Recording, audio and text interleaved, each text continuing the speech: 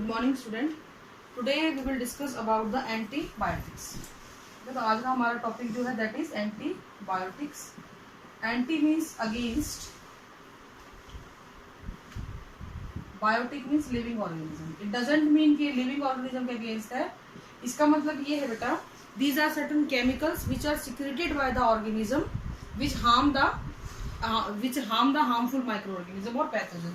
तो ये कुछ ऐसे केमिकल हैं जो कि डिफरेंट माइक्रोब्स के द्वारा सिक्रीट किए जाते हैं स्मॉल क्वांटिटी के अंदर, और ये हार्मफुल पैथोजन को कंट्रोल करने का काम करते हैं।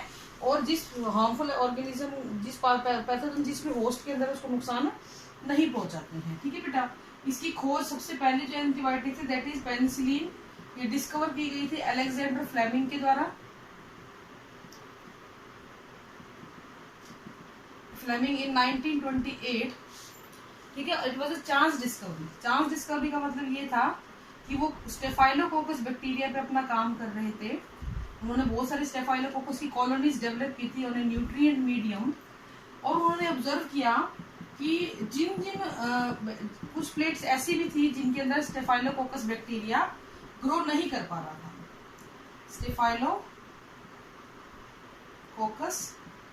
स्टेफाइलोकोकस बैक्टीरिया ग्रो नहीं कर पा रहा था। तो उन्होंने ऑब्जर्व करा कि जिन में स्टेफाइलोकोकस बैक्टीरिया ग्रो नहीं कर पाया, वहां पे ना ग्रीन पैचेस बने हुए हैं। इट मीन वहां पे क्या उगा हुआ था बेटा, फंगस उगा हुआ था। तो उनके दिमाग में आया कि जिन प्लेट्स के ऊपर फंगस उगा हुआ है उन प्लेट के ऊपर बैक्टीरिया की ग्रोथ नहीं हो पा रही है। तो कहने का मतलब ये था कि फंगस की वजह से बैक्टीरिया ग्रोथ नहीं कर पाया, यानी कि फंगस कुछ ना कुछ ऐसा सिक्रीट कर रहा था which retard the growth of bacteria. तो एक चांस डिस्कवरी थी, काम बैक्टीरिया पे चल रहा था, लेकिन मिल गया हमें क्या, पेनिसिलिन। बाद में पता लगा कि इस फंगस का नाम था पेनिसिलियम नोटेटम, और इसके द्वारा सिक्रीट की जाने वाली एंटीबायोटिक थी पेनिसिलिन, और इसने किसको रोक दिया था, बैक्टीरिया की ग्रोथ को रोक दिया था। तो इस तरीके से इसकी खोज की गई थी। चेन एंड फ्लरे जो थे, दो साइंटिस्ट थे जिन्होंने इसकी कमर्शियल प्रोडक्शन के ऊपर काम किया था। कमर्शियली इसको प्रोड्यूस करने का काम इन्होंने किया था। कमर्शियल प्रोडक्शन मतलब कि हम बड़े पैमाने पे इसको बनाएं और इसको बेचें, इसके लिए ये काम किया गया था। नाउ द क्वेश्चन इज, कितने तरीके के एंटीबायोटिक हमारे आसपास है बेटा? लगभग 7000 तरीके के एंटीबायोटिक हैं। 300 एंटीबायोटिक नई हर साल खोजी जाती हैं different type of hyper sensitive microbes के द्वारा। हाइपर सेंसिटिव माइक्रोब्स कौन कौन से होते हैं मैं आपको बताती हूँ। ठीक है। हाइपर सेंसिटिव माइक्रोब कोई भी बैक्टीरिया हो सकता है, कोई भी फंगस हो सकता है, कोई भी एक्टिनोमाइसीटीज हो सकता है। इनके द्वारा हम लोग इनको खोज लेते हैं। जैसे कि स्ट्रेप्टोमाइसिस, एग्जाम्पल मैं आपको दे रही हूँ, एक बहुत से एग्जाम्पल है।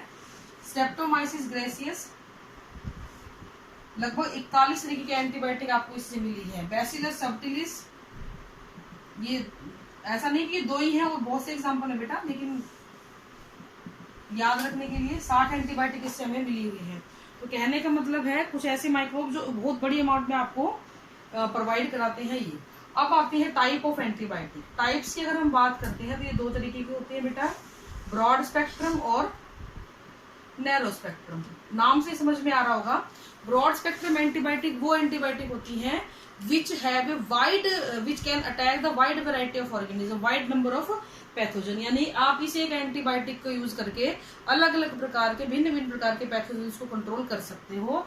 वेयर द नैरो स्पेक्ट्रम जो होती हैं they are very much specific. आप किसी एक ऑर्गेनिज्म के लिए इसको एक को यूज कर सकते हो। ठीक है। तो इनको हम बोलेंगे नैरो और broad spectrum antibiotic. Now the most important question of here is कि ये एंटीबायोटिक ऐसा क्या करती है कि बैक्टीरिया को ग्रो में जो भी हार्मफुल पैथोजन को कंट्रोल करती है। तो इनका मोड ऑफ एक्शन की अगर हम बात करें किस तरीके से ये काम करती हैं, तो इनका मोड ऑफ एक्शन होता है बेटा, ये सेल वॉल को डिस्ट्रॉय करती है। किसी भी माइक्रोब्स की जिसका अटैक हो उसकी सेल वॉल को डिस्ट्रॉय कर देंगी। ये उसकी प्लाज्मा लेमा को कंट्रोल करती है। प्लाज्मा लेमा की जो रिपेयरिंग होती है उसको ये रोक देती है। कहने का मतलब ये है, इसको भी डिस्ट्रॉय कर देंगी, प्लाज्मा लेमा की रिपेयरिंग को भी खत्म कर देंगी। ये 50s यूनिट ऑफ राइबोसोम को नहीं बनने देती है। 50s यूनिट राइबोसोम को नहीं बनने देती है। ये 30s यूनिट राइबोसोम को नहीं बनने देती है। ये ट्रांसक्रिप्शन को रोकती है, ये ट्रांसलेशन को भी रोकती है। अब आप देखो जरा कि जब सब कुछ रुक गया तो ऑर्गेनिज्म कैसे सरवाइव करेगा, तो इस तरीके से ये इफेक्ट करती है। तो these are the mode of action of this antibiotics. Okay, now next question is कि एंटीबायोटिक्स क्या सभी अच्छी होती हैं? हमने कुछ क्राइटेरिया रखे हुए हैं जिनके ऊपर हम कहते हैं कि हाँ एंटीबायोटिक की कुछ क्वालिटीज होती है। कौन कौन सी क्वालिटी होती है एक गुड एंटीबायोटिक की? तो पहली होती है क्विक एक्शन होना चाहिए, इसका एक्शन फास्ट होना चाहिए। ये नहीं आज दवाई ली 3 दिन बाद उसका असर आएगा, इतने में तो इन्फेक्शन बहुत ज्यादा बढ़ जाएगा। ठीक है, तो क्विक एक्शन होना चाहिए। दूसरा क्या होना चाहिए, हार्मलेस होनी चाहिए होस्ट के लिए। मैंने वो कोई एंटीबायोटिक खाई और वो मुझे ही सेध गई या मुझे ही उसका नुकसान कर दिया तो वो गलत है। हार्मलेस होनी चाहिए होस्ट को। तीसरा, हार्मलेस होनी चाहिए हमारे गुड बैक्टीरिया को, to beneficial bacteria of human body. ठीक है, अगर ह्यूमन इसको कंज्यूम कर रहा है तो हमारे बॉडी के अंदर जो गुड बैक्टीरिया हैं उनको ही नुकसान ना पहुंचाए। ठीक है, चौथा होना चाहिए कि एक जितनी भी स्ट्रेन होती है ऑल टाइप ऑफ स्ट्रेन को अफेक्ट करें,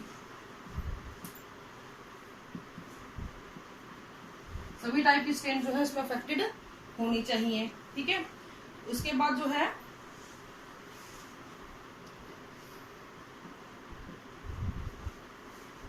पैथोजन को डिस्ट्रॉय करें, ये सबसे इंपॉर्टेंट है, पैथोजन को डिस्ट्रॉय करें। तो ये कुछ क्वालिटीज होती हैं इसके एंटीबायोटिक के अंदर।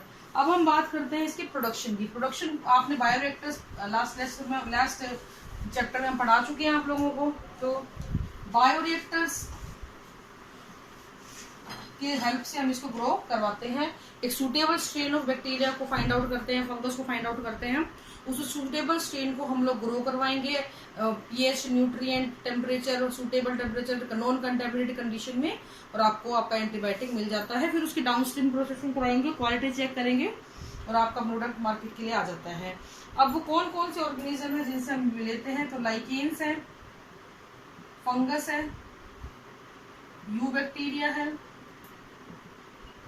एक्टिनोमाइसिटीज है। These are certain organisms from which we can obtain the different type of antibiotics. अगर हम यूजेस की बात करें एंटीबायोटिक्स की, तो आप सबको पता है क्या क्या यूज होते हैं एंटीबायोटिक के। मेडिसिन के क्षेत्र में इसकी सबसे बड़ा योग है। दवाइयों के लिए हम लोग उसको यूज कर रहे हैं। खाने पीने के जैसे ऑर्गेनिज्म जो एनिमल है वो भी, उनके लिए भी एंटीबायोटिक्स को यूज किया जाता है। जितने भी पेरिशेबल फूड आइटम होते हैं, खाने पीने की चीजें होती हैं जो बहुत जल्दी खराब हो जाती हैं, जिनका जो बहुत जल्दी डैमेज हो जाती है, उन सबको कंट्रोल करने का काम भी इसके द्वारा किया जाता है। पेरिशेबल फूड को गलन से बचाने के लिए भी हम इसको यूज करते हैं। तो एंटीबायोटिक्स का यूज हर जगह हो रहा है। थोड़ी सी भी अगर दिक्कत होती है, कोई भी बुखार वगैरह आ गया और कुछ भी एंटीबायोटिक फाइंड आउट होता है, कोई भी नुकसान या कोई भी बैक्टीरिया हो, तो उसमें आप एंटीबायोटिक को यूज करते हैं। So this is all for today. Antibiotics question पक्का मिलेगा, आपको याद रखना है। चेन एंड सोरे discovered, commercially discovered it, and इसकी जो चांस डिस्कवरी है वो पूछी जाती है। दोबारा से रिपीट कर देती हूँ। स्टेफाइलोकोकस को ग्रो करने के लिए काम चल रहा था, लेकिन देखा गया कि कुछ प्लेट्स के ऊपर स्टेफाइलोकोकस ग्रो नहीं कर पाया, एंड द रीजन इज कि वहां पे पेनिसिलिन ग्रो कर रहा था, and penicillium notatum releases the penicillin due to which the staphylococcus can not grow on the medium. ठीक है, आज के लिए इतना ही बेटा। Thank you and have a nice day.